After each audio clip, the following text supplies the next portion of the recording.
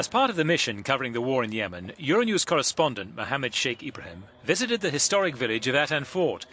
It was built by the ancient Yemenis, or people who were known as the mountain guards in Yemen.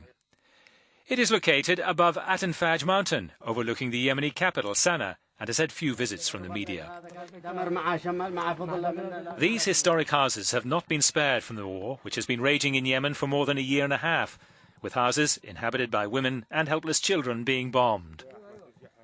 Attan Fort was one of the first villages to be destroyed in this war. The area witnessed intensive airstrikes by the Allied forces because it was claimed it contains weapon stores that belong to the Yemeni army. Many of the houses in the village have been turned into dust. Dozens of men, women and children have been critically injured by shrapnel, bombs and rocks that came at them from each and every direction. Bombs were showering the village. Rocks and shrapnel were falling over us. My leg was injured, and so was my head and hand. Also, half of my friends, the children, were injured.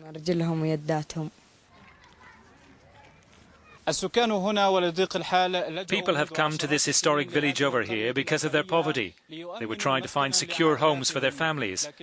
But now they're threatened with the same destiny, and so depart to escape the airstrikes that destroyed some of the village's houses, leaving some of the inhabitants homeless again.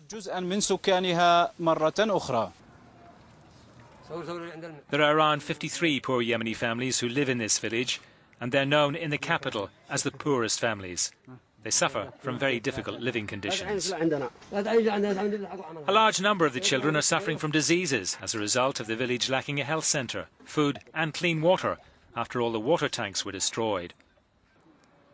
That adds to their suffering as they have to search for clean water to bring back to their stricken village, as was summed up by one of the men. People are suffering a lot. They're victims of this war, lost between the two sides. No humanitarian aid organisation has ever reached us. Even the media hasn't come to cover what's going on and the destruction we're living in, so that at least the world would see what the war is doing to us. Though this village was the first one to get destroyed in Yemen since the fighting started. There were heavy explosions in the nearby camps as it was targeted by airstrikes. Bombs and missiles were flying all over our heads. Our houses were destroyed. You can see all the destruction. We had nothing in the first place, and no one cares about us. The people in this village are just a few of the millions of poor Yemenis, victims of this forgotten war that has turned their daily lives from poverty to hunger. As a result of the complete collapse of the economy and the infrastructure, and also the land, air and sea blockade, their lives have been turned into a living hell.